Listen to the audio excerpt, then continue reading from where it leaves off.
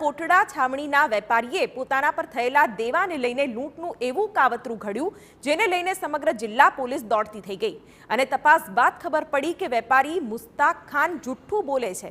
હકીકતમાં તો કોઈ લૂંટ થઈ જ ન હતી। સમગ્ર ઘટનાની વાત કરીએ તો વેપારીએ પોલીસમાં એક ફરિયાદ નોંધાવી હતી કે ખેડ બ્રહ્માના વડાલીમાં શ્યામનગર હાઈવે પાસે નંબર પ્લેટ વિનાની કારમાં બે શખ્સો આવ્યા અને વેપારીને બંદૂક બતાવી ₹65 લાખ લૂંટીને જતા રહ્યા।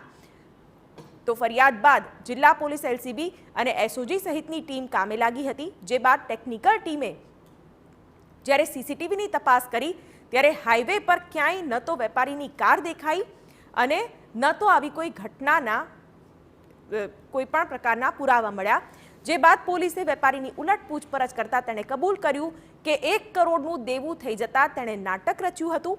તેની સાથે કોઈ લૂંટ નહોતી થઈ। તો પૂછપરછ બાદ વેપારીએ સગેવગે કરેલા ₹2.5 લાખ પોલીસે રિકવર કર્યા છે।